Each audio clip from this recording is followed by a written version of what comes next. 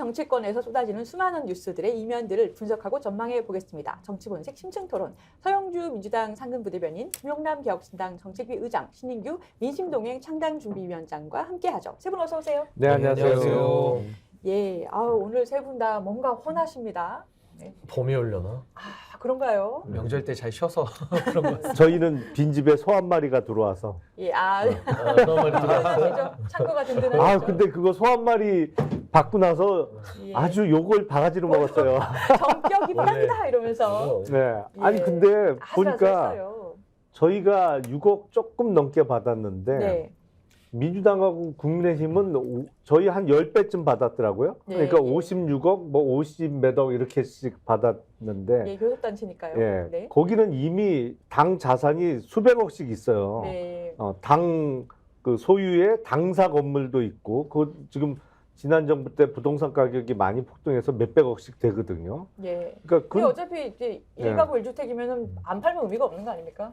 아니 세를 놓죠. 예. 공간이 남으니까 예, 예. 그러니까 보통 그 당사 건물 전체를 사갖고 세를 놓고 있거든요. 그러니까 계속 그 돈이 들어오는 구조고, 저희는 얼마 전까지 당 계좌에 잔액이 빵원이었다가 이제 들어와서 당직자들 월급도 이제 주기 시작해야 되고 예. 뭐 월세도 내야 되고 그래야 되는데 뭐 저희 6억 받은 것만 보도가 다 나가고 저도 이거 거대 양당이 뭐 예. 55억씩 받은 건 기사가 한 줄도 그런데 안 이제 나가요. 신인규 변호사님도 할 말 많을 거예요. 이게 사실 이번에 개혁신당이 양정수 의원 이제 영입하면서 이제 좀 비판을 많이 받으셨는데 예. 저는 뭐 그것도 비판 지점 당연히 있다고 봅니다만은 더 본질적으로 이 국고보조금이라는 게 국민들의 세금이거든요. 그러니까 국민들의 뜻을 받들지도 않는데 지금 정당들한테 우리의 혈세가 들어간다라는 게 국민들의 반감이 많으세요. 그래서 저는 보통 어떤 제도 폐지 이런 거 외치는 거 좋아하진 않는데 국고보조금만큼은 좀 폐지를 하고 전 국민들께 정치 참여 후원 바우처를 드려서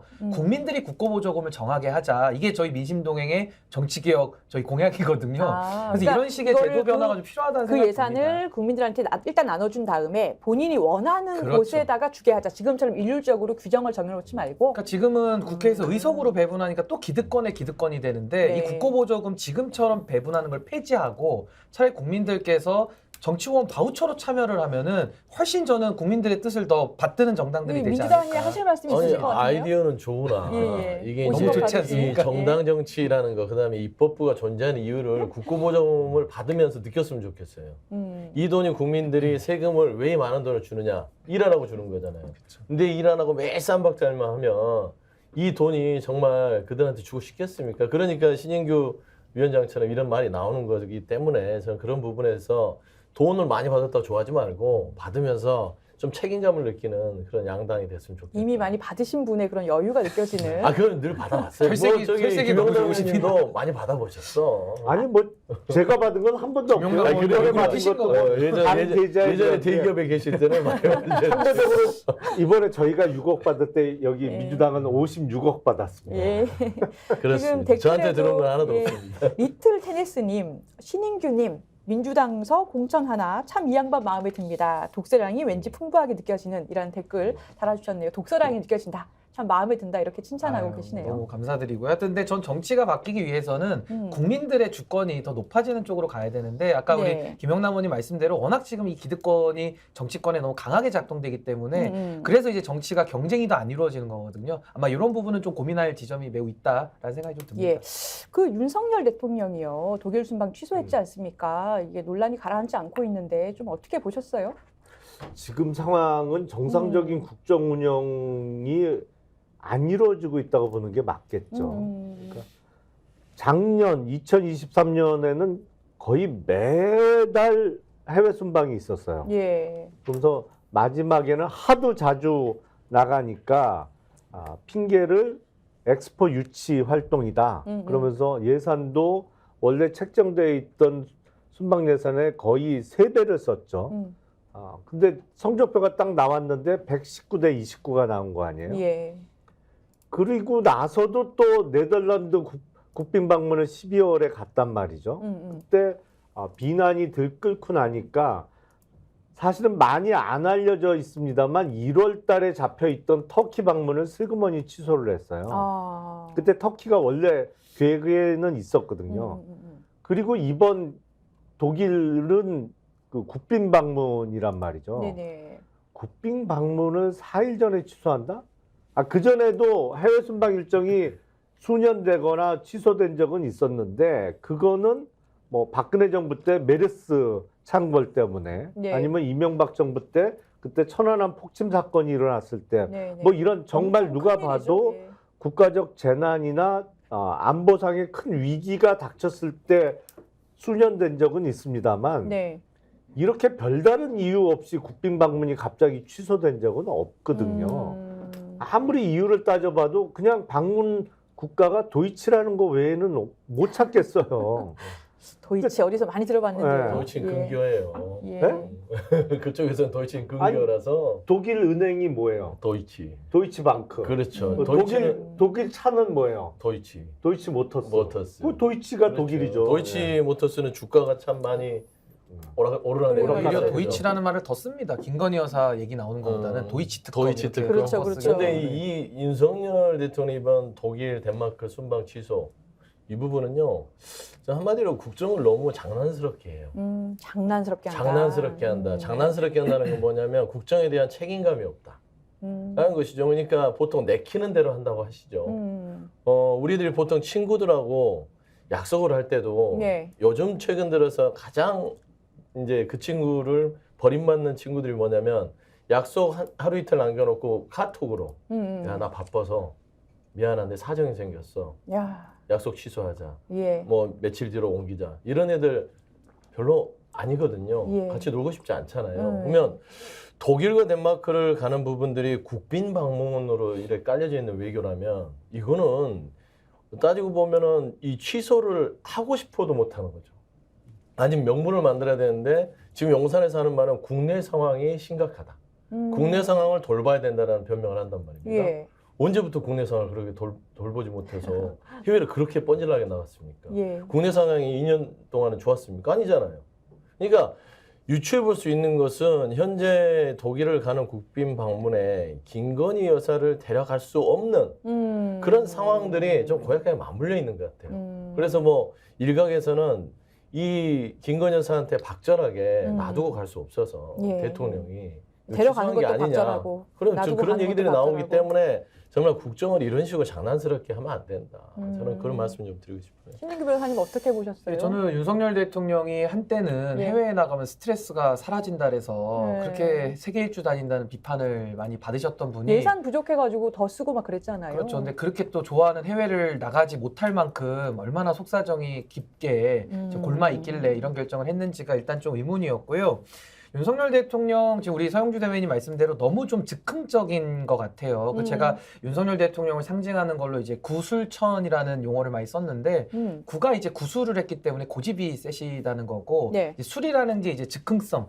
이제 즉흥적인 결정을 하신다는 거고 예. 이게 천이 이제 천공을 비롯한 비선들 논란을 제가 구술천이라고 부르거든요. 아 그래요. 근데 예. 이 술이라는 것처럼 이분이 또 즉흥적인 결정을 계속합니다. 과거에도 네. 한동훈 위원장하고 갈등이 있을 때 민생대 토론회 30분 만에 감기를 이유로 취소하다가 맞아요. 그 다음날 진짜 추운데 그 예. 서천 피해 현장에 화재 피해 현장에 나타나셨거든요. 눈 맞으면서. 예. 그러니까요. 그래서 참 이런 식으로 국내에서 중요한 일정도 막 기분 따라 그냥 취소했던 분이 이제는 해외 일정까지 국빈 방문까지 이렇게 취소를 하니까 기업들은 이미 다 비행기 티켓이나 호텔 다 예약했다가 위약금 물고 또 독일에서도 상당한 혼란이 있지 않겠습니까? 그래서 국가 신용도가 상당히 좀 떨어진다라는 이런 문제를 너무 가볍게 생각하신 것 같다는 생각이 들었고요. 또 하나는 지금 의사 파업을 이유로 들었습니다. 예. 근데 의사 파업에 대해서는 저는 의사들 정원에 대해서도 충분히 논의해 봐야 된다고 생각하거든요. 예. 예. 근데 이거를 갑자기 뜬금없이 2,000명을 1년에 늘려서 5년 동안 10,000명 늘리겠다. 아니 이러니 의사들이 파업으로 저항 안 할 수 있겠습니까? 그러니까 저항을 하게끔 만들어 놓고 그래 놓고서는 국내 사정이 복잡하니까 난 또 독일에 못 간다. 이런 식의 논리 모순에 지금 빠져 있기 때문에 윤석열 대통령은 지금 모든 거를 다 거꾸로 하고 있다. 그래서 저는 굉장히 심각한 국정 난맥상이다 이렇게 진단합니다. 예. 저는 개인적으로 그 의대 정원의 대폭 확대도 약간 그 석연치 않은 점이 있어요. 어떤 왜냐하면 면에서요? 지금 예. 의대 정원이 대략 3,000명 정도잖아요. 3,050 몇 명 정도인데 이걸 당장 내년부터 2,000명을 더 늘려서 5,000명 이상을 뽑겠다는 거잖아요. 네. 근데 이른바 자격증을 가진 전문직 입장에서는 이건 정말 핵폭탄이거든요. 근데 이게 아무리 봐도 무리란 말이죠. 예, 예. 갑자기 기존 정원의 70%를 늘려서 뽑아서 그게 교육이 제대로 될까라는 의문도 드는데 왜 이런 결정을 했을까 보면 이게 어떤 측면에서는 지금 전공이나 기존의 대형 병원에 근무하는 의사분들의 파업을 유도하는 게 아닌가라는 생각이 들 정도예요. 일부러 예. 이런 것이다. 왜냐하면 숫자 부분이 너무 커서. 예. 지금 한동훈 국민의힘 비대위원장의 장인이 예. 과거에 조폐공사 파업 유도 사건으로 우리나라의 특검 제도가 그렇죠. 처음 도입되게 만들었고 예. 그 파업 유도 사건으로 구속이 됐던 적이 있거든요.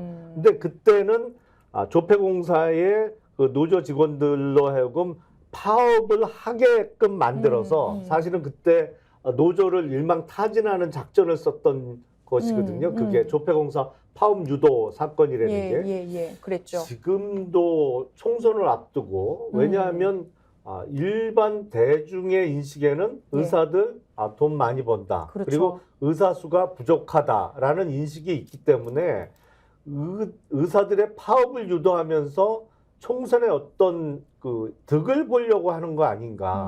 안 그러고서야 당장 내년 입시부터 70%를 정원을 늘린다는 것은 사실은 상식적이지는 않거든요. 조금 저희가 있는 거 아닌가라는 생각이 들어요. 저도 이 부분에 대해서는 네네. 국민들께서 좀 꼭 아셔야 되는 부분이 있는데요. 네. 지금 의대 정원을 2,000명으로 한 번에 늘리잖아요. 의료 실습 자체가 불가능합니다. 그러니까 뭐 해부학이나 여러 가지를 배워야 되잖아요. 네, 그렇죠. 이게 지금 현장에서는 그 이게 다 여건이 안 돼 있는 거예요. 네. 근데 무턱대고 좀 늘린다니까 김용남 의원님 말씀대로 그런 문제점이 있는 거고 또 하나는 의사들은 건보 재정을 통해서 시장 가격을 국가가 통제를 하잖아요. 그렇죠. 그러니까 의사가 받고 싶은 대로 가격을 받을 수가 없어요. 근데 변호사 같은 경우는 본인들이 가격을 마음대로 정할 수 있거든요. 예. 그럼에도 불구하고 변호사들도 숫자를 늘린다 그러면 반발을 합니다. 네, 근데 하물며 의사들은 가격도 통제돼 있는 상태에서 숫자를 이렇게 늘려버리면은 이거 저항을 안 할 수가 없죠. 그러니까 이런 문제를 생각 안 했다는 게 첫 번째고 또 하나는 지금 복지부의 안을 봐도요. 내부 보고서에는 1년에 한 150명에서 300명 정도 늘리는 게 적절하다라는 연구 결과도 있는데 뜬금없이 2,000명은 뭡니까? 그러니까 지금 파업 유도라는 이야기까지 나오는 거거든요. 그래서 우리가 본질적으로 생각해 봐야 할 부분은 뭐냐면은 예. 지금 지방 의료가 무너지고 있고 필수 의료의 인력이 부족한 겁니다. 예. 그러면은 의사를 많이 뽑으면은 지금도 부족하고 안 가는 이유가 있는데 가겠습니까? 안 가죠. 그렇다면 왜 그러냐? 의료 수가 문제를 얘기해야 됩니다. 네. 이거 용기 있게 의료 수가 문제를 얘기해서 의료 수가를 현실화를 해야 의사들도 가가지고 기계도 빌려오고 임대료도 다 올라갔고 인건비도 올라갔는데 의료 영업을 할 수가 없는 거예요. 그래놓고서 안 내려가니까 의사들을 타박하고 의사들 돈 밝힌다 이렇게 얘기를 하는데 제도가 현실적이지 않은 겁니다. 그렇다면 지금 국가가 가격을 통제하는 상황 속에서 무분별하게 의사만 늘려가지고는 예. 이거는 아무런 그 효과가 없다. 그리고 지방의료 소멸과 필수의료계 의료 인력이 부족한 걸 해결하기 위해서는 수가 문제를 건드는 그 개혁의 용기를 내야 된다. 저 그런 말씀 드리고 싶습니다. 근데 예. 이제 뭐 여러 가지 얘기들이 있는데 예. 의사정원 관련해서는 다른 거는 뭐 논박이 있어요. 뭐 인원수에 대해서 뭐 이제 민주당에서도 그 문재인 정부에서도 의사정원 문제를 고민했잖아요. 맞아요. 400명 정도 그렇죠. 증원 얘기 그러니까 이거를 나왔었죠. 순차적으로 늘리려고 해도 반발이 있었어요. 예. 그때도 엄청나게 근데 반발했습니다. 저는 윤석열 정부가 이렇게 어처구니 없이 2,000명을 늘려가지고 현장에서 교육도 받을 수 있는 그런 여건도 고려하지 않는 거예요. 이유는 저는 하나 같아요. 우리 문재인 정부하고 달라. 한다면 해. 이런 기저가 늘 깔려 있어요. 이 국정기조에. 보면 69시간 노동을 할 때도 네, 맞아요. 뭐 중소기업의 어떤 난이라든지 이런 기업의 어떤 애로사항을 문재인 정부는 양쪽의 균형을 맞춰가면서 청취하면서 52시간을 지켜가면서 48시간으로 가서 예. 노동 여건을 좀 더 풍족하게 하자. 그리고 기업에는 어떻게 하면 혜택을 줄 것인가. 어떤 이런 균형론에 있어서 국정을 고민했다면 윤석열 대통령은 그러지 않아요. 그냥 기업이 들어보고 저희 힘듭니다. 근로난이 있습니다. 그래 69시간 일할 사람들은 마음껏 일하고 힘들으면 뭐 어떻게 되든 몰라. 그다음에 수능 문제 킬러 문항 보십시오. 즉흥적이에요. 맞아요. 이런 예. 문제를 해결하는 데 있어서 고민이 없어요. 그러니까 의대 정원수를 할 때 이걸 하나의 카르텔로 묶어서 여기 이익 집단이다. 특혜받는 집단이다 하면서 2,000명 늘려버려. 다 파업을 하든 말든 상관없어 하면서 결국에는 어떤 지지층, 의사를 바라보는데 반감을 가진 지지층한테 뭔가 표를 얻기 위한 좀 생각 없는 정책들을 추진하고 있다라는 비판을 저는 벗어날 수 없을 것 같아요. 이거 매우 예. 중요한 말씀 해주셨는데 예, 지금 예. 의대 증원에 대해서는 국민 여론은 거의 찬성이 거의 100%입니다. 예. 그러니까 예. 의사들이 여론이 너무 불리해요. 그러니까 정부가 오히려 2,000명이라는 말도 안 되는 얘기를 던짐으로써 의사들을 악마화하면서 여론을 얻겠다는 거거든요. 지금 여론조사 결과를 봐도 지지율이 그렇죠. 김건희 여사 리스크에도 불구하고 대담해서 해소가 안 됐음에도 불구하고 떨어지지 않는 게 의사정원 확대의 덕이다라는 것도 있어요. 근데 이게 윤석열 정부가 아주 전형적인 패턴인 게 첫 번째 기억해 보십시오. 초반에 노조 때렸습니다. 건설 노조 때려가지고 지지율 올렸고요. 그 다음에 방송국 때렸죠. 네. 방송국 악마화해가지고 또 지지율 올리죠. 그 다음 사교육 강사 때려가지고 또 지지율 올립니다. 민주당은 상시로 악마화돼 있어요. 공산 전체주의 세력으로. 동료 시민이 아니에요. 그리고 마지막으로 이제 의사들 때려잡아가지고 지지율을 올리겠다는 거거든요. 야. 그러니까 이게 뭐냐면은 예. 전형적으로 검사들이 본인들이 선을 독점한다. 우리는 누굴 처벌하는 존재였다. 우린 선의 독점. 그러면서 모든 걸 악마화하면서 카르텔로 묶어가고 기득권에 저항하는 걸 깨겠다. 이러면서 말도 안 되는 얘기들 던져가지고 국민들 피해만 보게 하고 자기들 지지율만 막겠다는 거거든요. 이게 굉장히 의도가 나쁩니다. 예. 그래서 윤석열 정부 이 악마화 패턴을 잘 읽어야 된다. 이런 생각이 듭니다. 예. 자, 국회로 한번 가볼게요. 여야가 단수공천에 속도를 냈습니다. 총선 윤곽이 드러나고 있는데 지금 아무래도 가장 주목받는 데는 뭐 인천 계양을입니다. 명룡대전 원희룡 전 장관 대 민주당의 이재명 대표 지역구죠. 그러니까 이게 진검승부가 될까요? 이번 총선에서 하여튼 가장 핫한 지역구는 누가 뭐래도 인천 계양을이 예. 될 수밖에 없을 것 같아요. 일단 예. 이재명 대표와 원희룡 장관이라는 빅매치가 성사가 됐고 거기에 흥행 요소로서 유동규 전 본부장도 출마를 했잖아요. 또 아니 과연 거의 뭐 이재명을 잡아라 아니, 뭐 그러니까요. 이런 느낌이에요. 뭐 끝까지 완주를 할지는 두고 봐야 되겠습니다만 그리고 국민의힘의 원희룡 장관 공천이 그 경선이나 이런 과정 없이 일방적으로 이루어졌기 때문에 거기서 오랫동안 당협위원장으로 자리를 지켜왔던 윤영선 전 당협위원장도 지금 스탠스가 확실하게 정해지지 않았어요.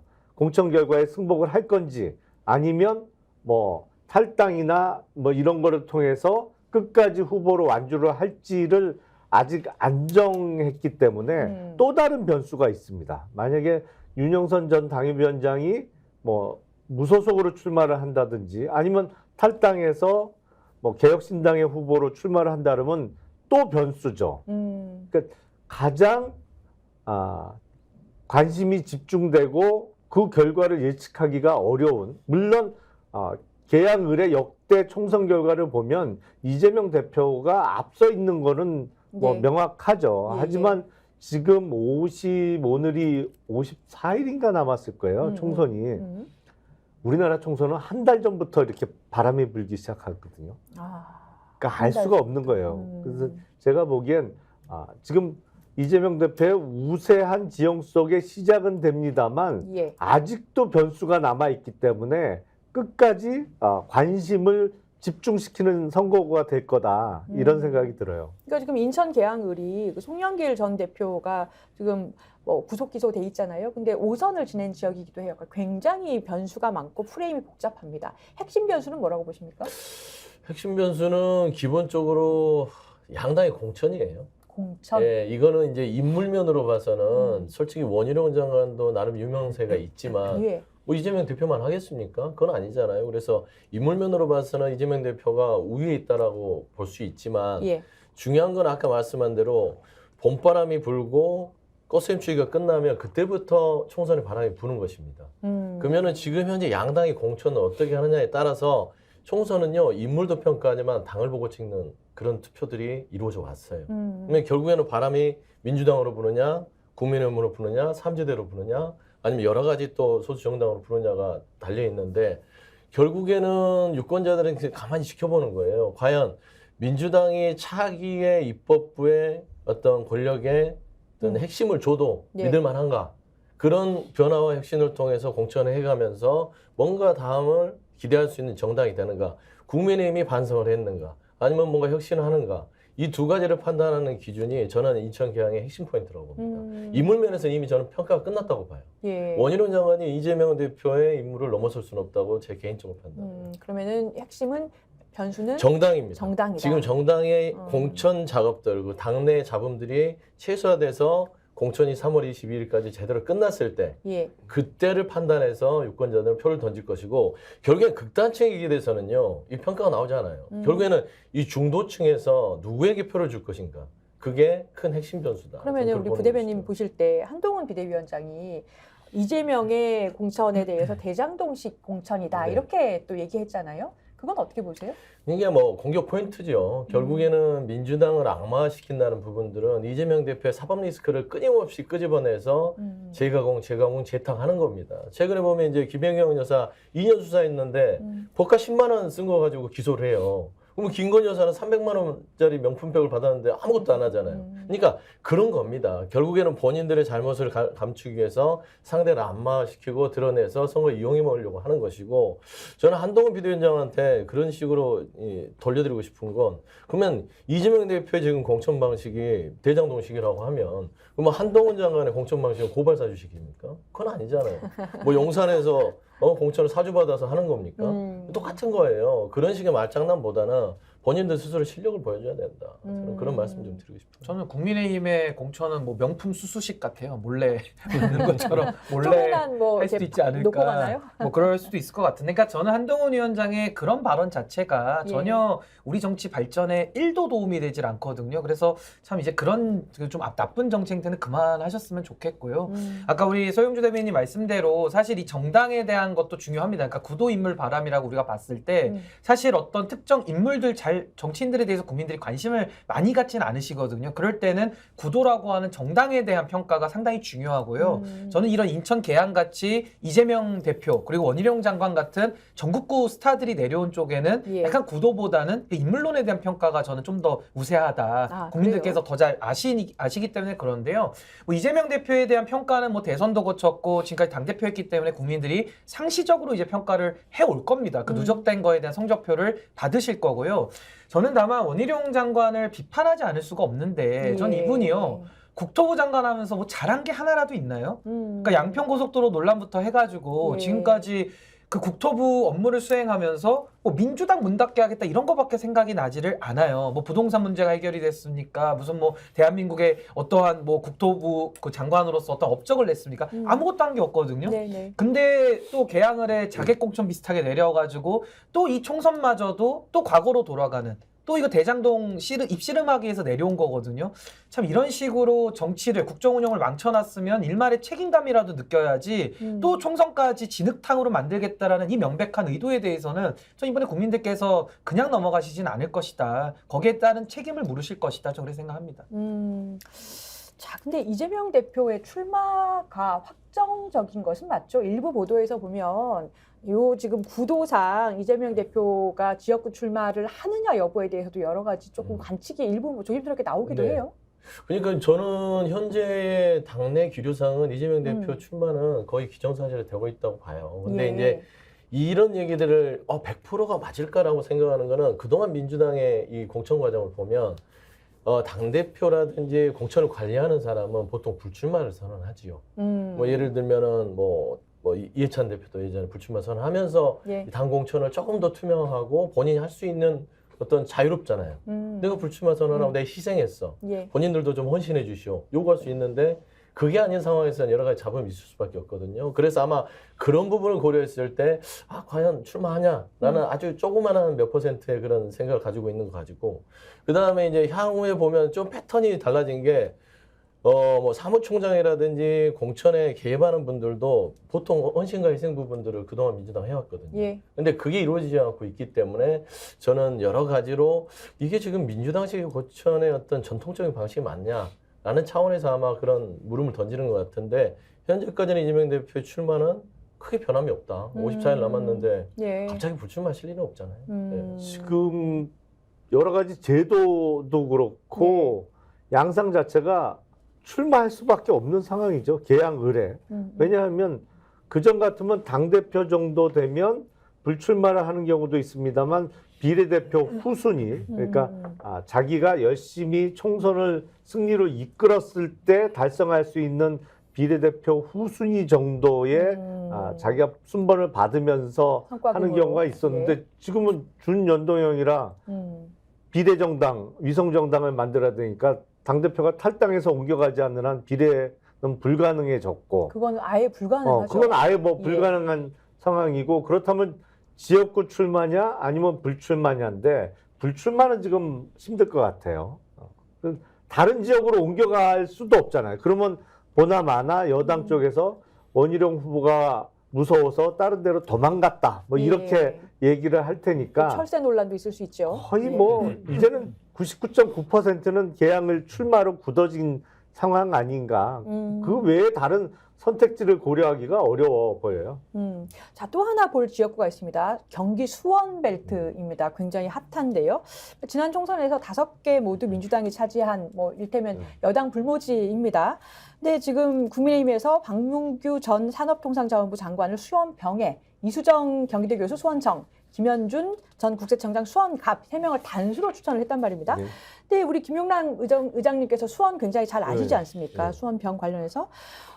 이 갑병정 모두 이 현역이 민주당인 수원벨트에서 일단 우리 개혁신당에서는 어떤 뭐 후보나 입장이신지 밝혀주시고요. 성패의 전망은 또 어떻게 보십니까? 일단 국민의힘에서 다 단수 공천을 했죠. 예. 여기 경쟁자가 있음에도 불구하고 경선도 어디 한 군데 안 붙였어요. 그리고 다 했는데 이 3명의 공통점이 뭐냐면 이번이 처음 출마예요. 그것도 좀 특이해요. 선거를 처음 치러보는 3분이 단수 공천을 받은 거예요. 이건 무슨 의미일까요? 선거를 모르는 거죠. 그러니까 이 판 짠 사람이 선거를 모르는 거예요. 그러니까 뭐 전직 장관, 물론 3개월짜리 인턴 장관 소리도 듣습니다만 아니면 대중 인지도가 나오는 교수 그리고 전직 고위 관료 출신 이렇게 공천을 하면 여당이 총선 이긴다? 그거는 제가 보기엔 60년대, 70년대식 공천 방식이에요. 왜냐하면 전직 고위 관료라고 주민들이 이렇게 뭐 잘 나가던 사람이 우리 지역에 내려왔네 그러면서 거기 찍어요?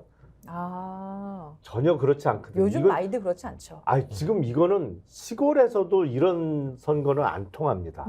이거는 정말 70년대식 뭐 아무리 최근까지 뒤져봐도 80년대에도 통했을까 말까 한 정도의 공천 방식이에요. 그리고 수원이 5개 선거구인데 5개 선거구 중에 선거 경험이 그래도 있는 사람이 선거를 이끌어줘야 되거든요. 예. 왜냐하면 첫 선거 때는 정말 정신이 없어요. 뭘 해야 되는지를 몰라요. 사실은 저도 첫 선거 때는 헤맬 수밖에 없거든요. 그때 당선되시지 않았어요? 그때 예. 떨어지고 이제 보궐선거 예. 때 당선이 그렇군요. 됐죠. 예. 근데 전부 처음 출마하는 사람 3명을 이렇게 꽂아놓고 이게 지금 보면 선거를 이끌 사람이 없어요. 5개 선거구에. 그리고 개혁신당은 지금까지는 이미 예비 후보 등록한 후보가 있고요. 수원 갑의 경우에. 그리고 을병은 지금 출마 희망자가 있습니다. 예. 그래서 수원병에 제가 있던 지역은 이따 오후에 만나기로 했는데 예. 그 나머지 을과 무도 매일 을- 나오실 때마다 일정을 다 공유를 해주셔가지고 네. 예, 좋습니다. TMI. 갑을병은 이제 후보가 있고요. 지금 정하고 무도 나오지 않을까 싶어요. 근데 정무가 원래는 정은 지금 이수정 교수가 출마한 지역구인데 예. 이수정 교수가 오히려 출마한 이후에 출마 전보다 지금 지지율이 계속 깎이고 있는 상황 떨어지죠. 아닌가 싶어요. 기존에 본인의 그 예. 인기 요소였던 것을 깎아먹는 발언들을 좀 하고 그러니까요. 있잖아요. 명품백 수소와 관련해서도 말이 매번 좀 바뀌면서 좀 이상하다. 뭐 이런 평가들이 있어서 개혁신당 입장에서도 수도권의 대도시인 수원에 5명의 후보를 다 낼 계획을 갖고 있고요. 곧 나머지 2군데도 후보를 구할 수 있지 않을까 싶어요. 예. 서영주 부대변인 네. 보실 때 공격을 받는 이제 이 수원벨트 이제 지키셔야 되는데 민주당에서는 이 후보들 단수 공천 보실 때 어떻습니까? 그러니까 아까 말씀하신 대로 이끄는 한 명이 있어야 되거든요. 장수는. 이게 수원에 갔다 그러면 누군가는 경험이 있는 좀 인지도가 있는 선거에서 좀 한 재선급 출신 정도 하나를 여기에 꽂아 놓고 나머지를 신인들이 이끌면서 이렇게 선거를 주도하는 것들이 보통 방식이에요. 근데 제가 봐서는 말씀한 대로 이수정 교수만 인지도가 좀 있고 박문규 장관이나 김영준 네, 청장 이분들은요 그냥 뭐 고위 관료예요. 근데 이런 방식들은 수원에서 통하지 않습니다. 그리고 오랫동안 수원에서는 뭐 김진표 의장을 중심으로 해서 수원은 계속 이 다선들이 민주당의 성장해 왔단 말입니다. 그런 차원에서는 이건 아닌 것 같은데 이 선거 전략으로 가면은 이거는 이 국민의힘에서 이번 수원을 버리는 거 아니야? 이런 느낌이에요. 예를 들면은 낙동강 벨트와 완전히 이 대비되는 쪽이에요. 예. 낙동강 벨트는 굉장히 역동적으로 이렇게 다선 의원들을 붙이잖아요. 그러면서 때 판을 한번 이렇게 요동치게 하는 것인데 수원은 제가 봐서는 그냥 요식행위로 꽂아놓은 것 같아요. 특히나 뭐 김영남 의원 같은 분을 잃으면서까지 박문규 장관을 꽂았다는 자체가 결국에는 수원판을 포기한 게 아닌가. 다만 이걸 노린 것 같아요, 저는. 그러니까 이 삼지대 세력이 들어왔을 때 이 수도권 선거에서는 이 국민의힘보다 삼지대 영향력이 민주당한테 불리하게 작용할 공산이 큽니다. 왜냐하면 저희가 나름대로의 지지도가 높다는 어떤 여론을 판단했을 때는 그랬을 때 삼지대가 들어와서 거기에서 어부지리를 얻기 위한 하나의 포석이 아닌가. 저는 좀 그런 개인적 판단하고 있어요. 그렇게 또 보시는군요. 네. 우리 신인규 변호사님은 수원 단수공천 어떻게 보셨습니까? 예, 저는 뭐 두 분께서 말씀하신 대로 뭐 지금 국민의힘이 공천을 잘 못했죠. 그러니까 굉장히 경쟁력이 좀 떨어지는 좀 시대착오적인 인물들을 갖다가 이제 배치를 한 거라서 저는 상당히 어려운 선거가 예상이 됩니다. 근데 지금 이 선거에서의 변수는 제가 봤을 때는 지금 소위 말하는 삼지대, 그 삼지대에서 또 빅텐트가 이루어졌기 때문에 이 개혁신당이 누구를 당선시킬 힘은 없는데요. 누구를 떨어뜨릴 힘은 저는 가지고 있다고 봅니다. 왜냐하면 수도권은 뭐 수원뿐만 아니고요. 어느 지역이든지 간에 거의 한 5% 내외로 해서 그 당선자가 결정되는 경우가 많거든요. 근데 지금 문제가 뭐냐면은 개혁신당이 보수로서 그 인식이 됐을 때는 사실은 국민의힘이 더 불리하죠. 근데 지금은 역으로 지금 개혁신당이 반윤의 기치를 세게 외치고 있고요. 그러니까 지금 야권표를 지금 잠식하는 상황인데다가 게다가 또 원내 의원들이 지금 5분이 다 민주당 출신 분들이 지금 다 들어와 있다 보니까 또 이낙연 대표까지 있거든요. 그래서 이준석 대표가 보수를 상징하지만은 보수 정당이라는 이름을 쓰지 못하는 이런 상황 속에서 민주당 계열로 보이면서 이게 야권 잠식 표로 인식이 될 수 있기 때문에 그렇다면 개혁신당 후보들도 열심히 해서 선거비 보전받으려고 노력하지 않겠습니까? 그렇다면 그게 한 10%, 그 15% 요 선이거든요. 그렇다면 그 표가 민주당에서 떨어져 나간다라고 하면은 이건 또 국민의힘이 어부지리로 이길 수 있는 상당히 좀 정권 심판 구도에서는 좀 매우 빨간불이 좀 켜질 수는 있다. 그래서 이 부분을 아마 좀 민주당이 저는 좀 긴장을 더 해야 될 것 같고 올바른 선거 전략으로 정권 심판을 어떻게 할 수 있을지 거기에 대한 깊은 고민이 좀 필요하지 않을까 이런 생각이 듭니다. 많은 분들이 개혁신당과 관련해서 자체 당선은 어렵고 어느 한쪽을 떨어뜨리는 정도의 변수로 생각을 하시는데 오늘 아침에 서울 종로구에 여론조사한 게 발표가 됐거든요. 뉴스토마토에서 돌려봤던데 국회의원 선거구 하나를 놓고 1000샘플 이상을 돌렸기 때문에 꽤 신뢰도가 높다고 볼 수가 있어요. 근데 거기 지금 국힘 후보와 물론 민주당 후보, 국힘 후보 다 결정이 안 된 상황에서 지금 있는 국힘의 현역 의원과 민주당 후보들을 놓고 돌렸는데 가상 대결을 붙였는데 개혁신당의 금태섭 후보가 10.2%가 나왔어요. 종로요? 종로에서. 종로? 근데 이거는 신당 입장에서는 괜찮은 성적표입니다. 왜냐하면 정당 지지도는 서울 종로에서 8.2%가 나왔어요. 근데 2016년 총선을 보면 당시 안철수 대표가 이끌던 국민의당이 3월 넷째 주까지 정당 지지도가 8%였어요. 그러니까 지금으로부터 거의 5주, 6주 후까지 8% 지지율을 보였는데 최종적인 정당 득표율은 26.7%를 찍으면서 비례대표는 2등했습니다. 그때. 근데 지금 종로에서 8.2% 정도를 찍는다는 얘기는 물론 잘해야겠죠. 앞으로 더 좋은 모습을 보여드려야겠습니다만 최종적으로 잘만 이 총선 레이스를 끌고 가면 정당 득표에서 30%를 넘길 가능성도 있다는 얘기거든요. 그러면 정당 지지도 30% 나오면요, 충분히 자력 그 지역구 당선자가 나올 수 있어요. 그러니까 자력 당선은 안 되고 어느 한쪽을 떨어뜨리는 변수로만 생각해 주시지 않기를 바랍니다. 아니 근데 예상기대 30%로 지금 웅성웅성하는데요. 그러니까 현실적으로 얘기하는 거예요. 지금 그러니까 이게 희망과 지역구 얘기는 다른 지역구 얘기는 좀 예, 다른 예. 것이고 예를 들면 이제 좋은 김영남 결과 의장께서는 기대합니다. 이제 개혁신당 출발했으니 이런 희망사항과 포부를 얘기하는 건 맞아요. 아니, 또 응원을 드리는 응원도 아, 드리는 예. 입장에서 그럼요. 하지만 또 예. 현실을 직시하는 것도 필요하다. 예. 왜냐면은 지금 선거판을 흔들 수 있는 위치에 있는 것이지 선거를 주도할 수 있는 위치에 있는 건 아니잖아요. 그러니까 앞으로 그걸 주도할 수 있는 어떤 세력으로 성장하겠다까지는 저희가 인정하겠어요. 하지만 지금 현재 그렇지 않다라고 부정하는 부분들은 또 현실을 부정하는 거기 때문에 선거 받아들이세요. 몰라요. 아니 근데 아니 저는 뭐 비례대표 쪽에서는 일부 들을 말씀이 있는데 예. 지역구 선거를 좀 얘기하고 있기 때문에 거기 네. 섞여서 조금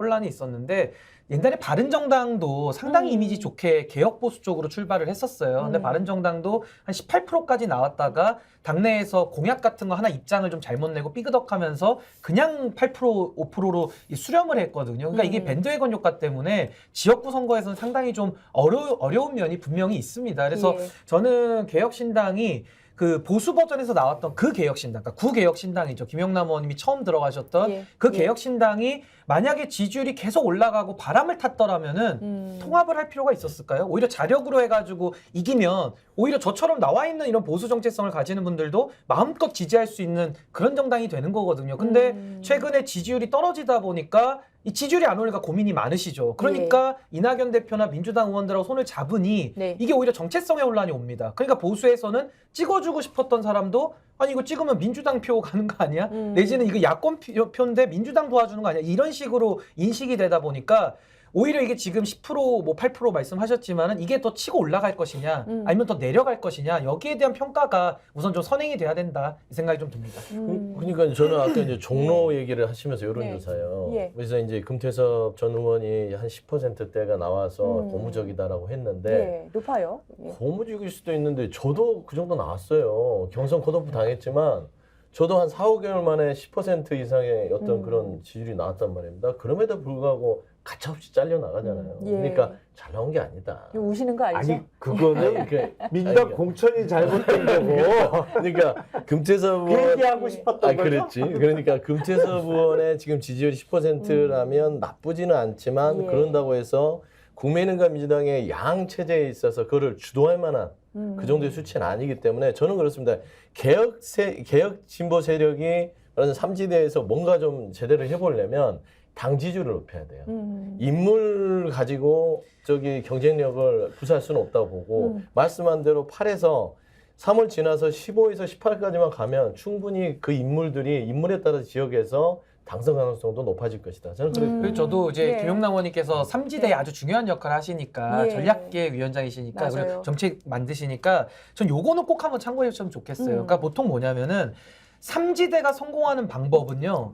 저는 새로움과 선명성이 있다고 봅니다. 왜냐하면 1, 2당이 썼던 전략을 삼지대에 와서 써버리면요. 이게 금은 동메달이랑 비슷해요. 금메달만 인정을 받는 소선거구제하기 때문에 동메달은 그 자체로서 의미는 있지만은 네. 1등은 안 되는 거거든요. 그렇죠. 그래서 저는 삼지대는 삼지대의 전략을 써야 된다. 그렇다면 새로워야 되고 네. 아주 선명해야 됩니다. 그래야지 고유의 가치가 있어서 사람들, 연성 지지자들까지 마음을 끌어올 수 있는 거거든요. 근데 지금까지 이 통합부터 한 일주일 정도의 모습은 지금 굉장히 그냥 힘을 키우기 위한 좀 묻지마식 통합이 많거든요. 그렇다면 새롭지도 않고 선명하지도 않고 오히려 더 흐릿해지는 거예요. 정치공학적이다. 그렇죠. 그리고 국민들께 비판도 받을 수밖에 네. 없고 그렇다면 새롭게 뭘 바꿔보겠다는 사람들은 좀 억울할 수 있지만 그건 저도 마찬가지입니다만은 더 높은 도덕성과 더 높은 유능함을 국민들은 요구하고 있거든요. 안 그러면은 과거에 뽑던 정당 뽑지 굳이 내 선택을 바꿀 만큼 매력적인가? 이 부분을 고민을 해야 돼요. 예. 그래서 저는 뭐 개혁신당이 일단은 통합을 해서 지금 가는 걸로 기존은 정했기 때문에 이 새로움과 선명성에 대해서는 아마 더 깊은 고민을 해야 지지율이 올라갈 것이다. 저 그렇게 생각합니다. 자, 또 하나 하나의 신당 조국 신당으로 가볼게요. 지금 창준이 출범을 했습니다. 그래서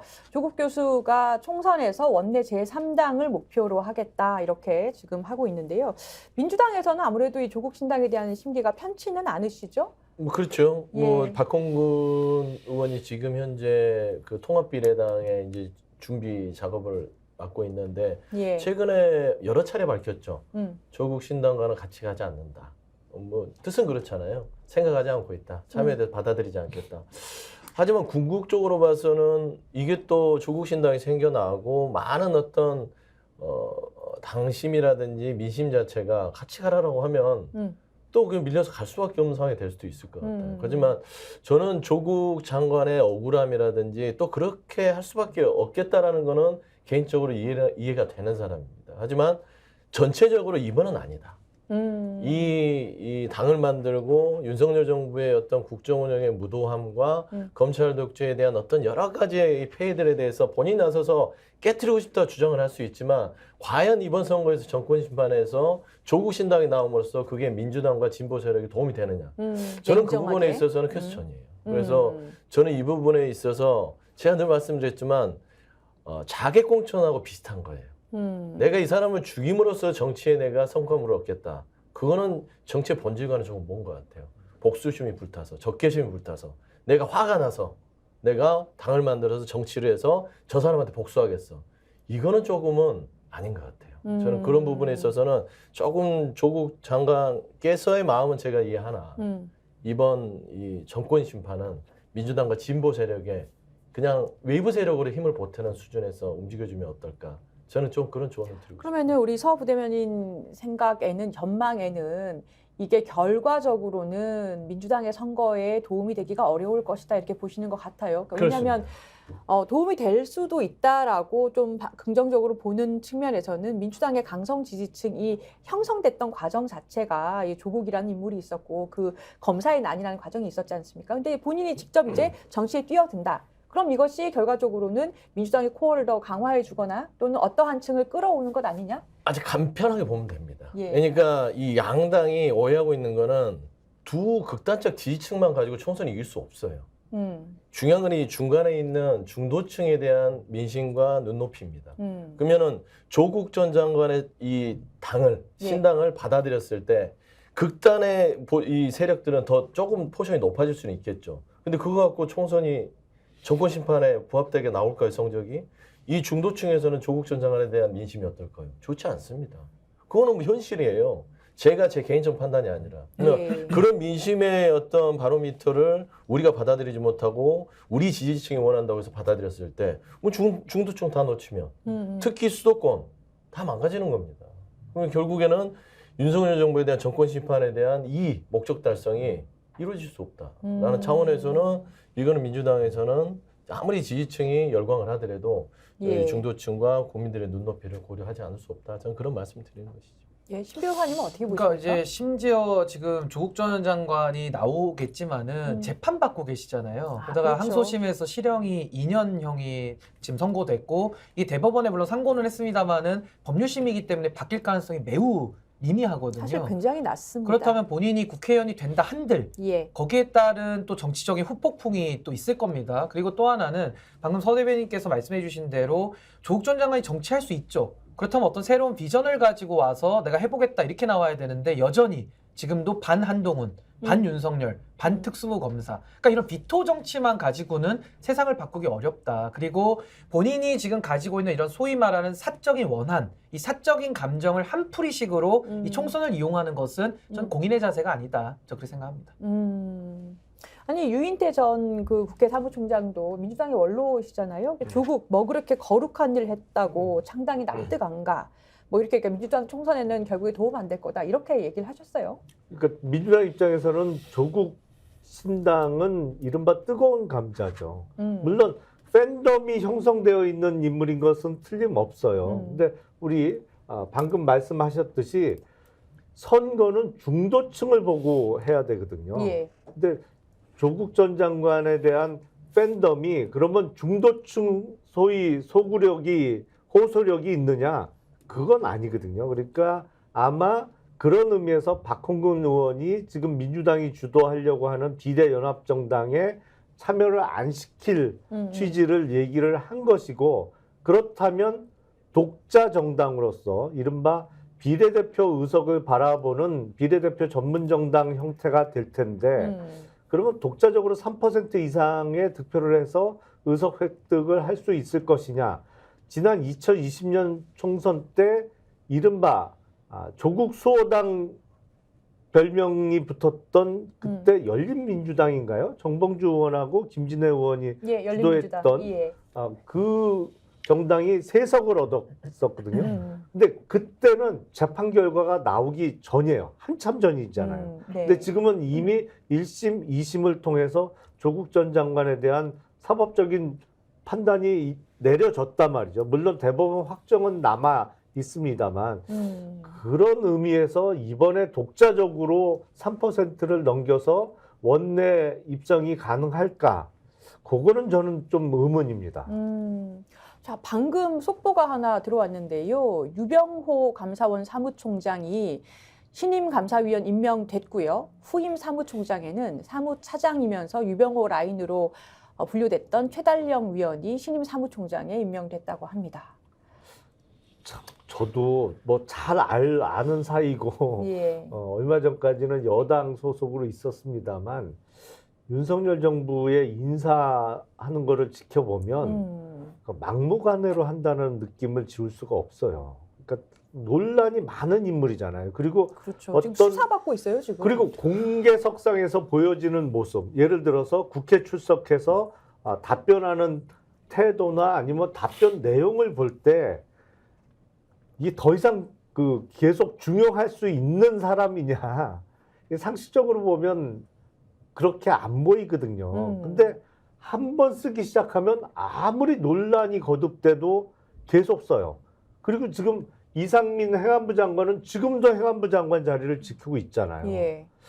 이런 거는 조금 이해하기 어려워요. 아니 본인 외교 국빈 방문이라든가 민생 토론회 같은 거는 막 그렇게 휘딱휘딱 바꾸시면서 사람은 왜 이렇게 의리를 지키는지 저도 잘 이해가 안 가요. 충성스럽게 사냥을 잘하잖아요.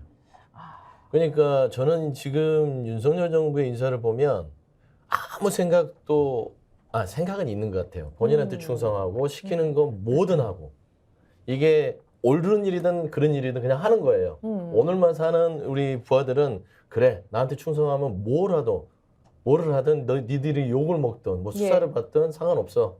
내가 끝까지 지켜줄게. 보통 동네 형들이 그렇게 하거든요. 친한 동생들한테. 그런 느낌으로 지금 국정에 대한 고위공직자들이 인사를 하고 있는 실정입니다. 예. 저는 유병호 전 사무총장 지금 이 감사위원이 됐다 하는데 저분은 공직자로서 자격이 없어요. 태도 자체를 봤을 때. 예. 저런 사람이 공직자로서 표본으로서 윤석열 정부에서 그대로 돼 있다면 향후에 다음 정부들에서 그 공직자들이 저런 태도를 보입니까? 국회의원들한테, 특히 야당한테 그렇게 공격적으로 하는 게 본인은 멋있어 보이고 윤석열 대통령한테 점수를 딸지 모르나 입법부라는 건 기본적으로 여야를 막론하고 국민들 앞에서 처신과 태도를 똑바로 하는 겁니다. 근데 저게 무슨 공직자의 태도입니까? 저런 분을 다시 감사위원으로 한다? 이 윤석열 정부가 미래가 없고 희망이 없다.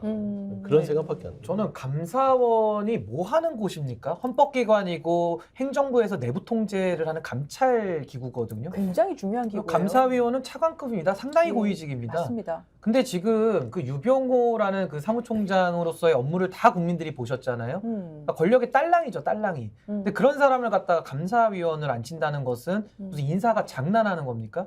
국민들 보고는 이제 더 한번 싸워보자라는 거죠, 사실은. 그러니까 저는 이런 식의 막장 인사가 거의 이거 조폭을 보는 것 같아요. 조폭들이 그렇죠. 그 조폭의 수괴한테 충성을 하면은 싹 다 평생 가족들까지 돌봐주는 거거든요. 예. 이 국정 운영을 이렇게 하는 정부가 역대급으로 있었습니까? 저는 윤석열 정부 뭐 많은 거에 실패가 있습니다만 이 인사의 이런 오기 인사, 이 독선에 대해서는 저는 국민들이 이번에 심판을 넘어서서 저는 응징을 해야 된다. 저 그렇게 생각합니다. 저는 하나 그 감사원이라는 특수성 부분 말입니다. 이게 그 인사 부분에도 일관성이 없다 이런 부분도 있지만 사실 지금 그 전 사무총장이 수사받고 있는 게 전현희 권익위원장에 대해서 표적 감사했다는 부분이에요. 근데 이 사무총장은 사실 안건 준비하고 행정부 역할을 하는 거지만 감사위원이라는 거는 법원처럼 심사하는 자리잖아요. 근데 거기에 다시 앉힌 겁니다. 수사까지 받고 있는 지금 입장인 건데 표적감사 때문에 그걸 다시 또 감사위원을 앉힌 거예요. 그래서 원칙을 떠나서 인물이 적정하냐부터 해서 이건 정말 좀 문제가 많은 인사다. 아니, 그러니까 이런 생각이 많이 듭니다. 윤석열 대통령은 법원이 우스운 거예요. 그러니까 사면권도 막 쓰지 않습니까? 자기 하고 싶은 대로. 그러니까 법원에서 재판을 받든지 수사를 받든지 다 자기 밑으로 그냥 깔아놓고 보기 때문에 그러니까 상권분리 위에 계신 거예요 지금. 정신 차리셔야 됩니다. 제가. 아니 생각해봐요. 손준성 검사 고발사주 그분 수사받고 공수처에 있었음에도 불구하고 검사장까지 진급시켰잖아요. 아, 그러네요. 그런 거예요. 그러니까 본인들이 자기한테 충성한 사람은 수사를 받든 뭐를 지적을 받든 사본의식이 있든 간에 상관 안 해요. 그냥 막 진급시켜주고 보직 옮겨주고 하는 겁니다. 특히나 검사장 자리라면 본인이 공수처에 수사를 받지만 영향력을 끼칠 수 있는 자리잖아요. 공수처는 별개 조직이지만 그런 자리에 앉혀놓고 지금 운영을 하다가 나중에 문제가 되니까 뭐 이제 그 대기 발령을 시켰지만 결국에는 실형 받잖아요. 손준성 검사. 이런 겁니다. 고발사주. 이거하고 똑같아요. 이 총장이 지금 감사위원 되면 전현희 전 의원에 대해서 표적 감사했는데 이 사람이 실질적 이해충돌이 생길 수 있는 거 아니겠습니까? 예. 말도 안 되는 짓을 하고 있는 겁니다. 아니 그러니까 제가 막무가내 인사라고 표현을 했는데 아무리 생각해봐도 더 이상 적절한 표현을 못 찾겠어요. 이건 인사가 너무 막무가내요. 이러면 안 돼요, 진짜. 망사가 아니라 막사예요, 막사. 막해요 그냥. 막 살자 이거야. 아니 아이고. 수사를 받거나 재판이나 다 신경을 쓰지 않는다 이런 생각도. 근데 그 법인 카드는 왜 이렇게 또 10만 원 사용한 건 왜 이렇게 수사를 저는 어처구니가 철저하게 하는 없는 게 겁니까? 선거를 앞두고 제가 뭐 이제 그런 법인카드 사용에 있어서 국민의 눈높이에 맞았다고 제가 변명할 이유는 없지만 부적절했어요. 그리고 부적절한 부분에 있어서 책임질 부분은 책임져야 됩니다. 예. 하지만 2년 동안 탈탈 털어서 김혜경 여사가 몰랐던 어떤 법인카드 내역 중에 10만 원을 긁어 모아서 이 10만 원을 가지고 기소를 해요. 저는 이런 게 과연 검찰 권력을 사유화해서 움직이는 게 아닌가. 나는 의심을 지울 수 없지 않습니까? 저는 참 어처구니 없고 진짜 막 가자는 거냐 이 정도면 그런 느낌이 들어요. 그 설명절에 아마 이제 입원 찍으신 분들 여러 얘기하셨을 텐데요. 근데 이 검사 출신이 대통령이 됐을 때 국민들이 기대한 점이 있었을 거예요. 공정하고 정의가 바로 서고 그 점에 대해서 지금 제대로 되고 있는 건가 이런 생각이 많이 듭니다. 자, 오늘 이제 마무리하겠습니다. 마무리 발언 듣겠습니다. 김용남 의장님. 예. 저희가 지난주 금요일 날 개혁신당 통합선언을 하고 지금 딱 일주일이 됐는데요. 그동안은 여러 세력이 모이다 보니까 정말 일주일 동안 뭐 이 통합 작업하느냐고 정신이 없었습니다. 앞으로 빨리 이거 마무리 짓고 더 좋은 모습을 보여드리도록 노력하겠고요. 이제 50여일 남은 총선에서 우리나라 정치를 바꿀 수 있는 기회를 꼭 개혁신당에 주셔서 이제는 달라진 정치 환경을 한번 경험해 보시기를 부탁드리겠습니다. 예, 응원하겠습니다. 서영주 부대변인.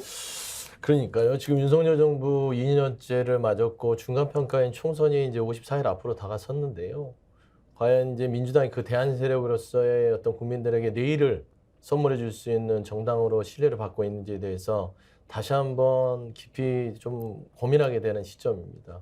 그래서 좀 민주당이 조금 더 국민들에게 희망이 없는 대한민국 윤석열 정부의 지금을 내일 더 희망을 줄 수 있는 정당으로 거듭날 수 있도록 조금 더 변화된 모습들을 약속드리겠습니다. 예, 신인규 위원장님. 예, 저도 뭐 정치가 조금이라도 나아졌으면 하는 국민들의 희망의 마음을 담아서요. 저도 제가 있는 자리에서 한국 정치 발전을 위해서 묵묵히 좌고우면하지 않고 열심히 노력하겠습니다.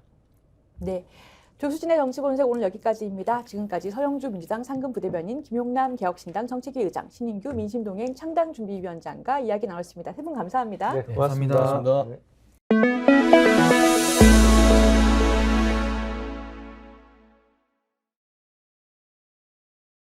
너무 제가 TV의 홍보를. 정치본색. 예.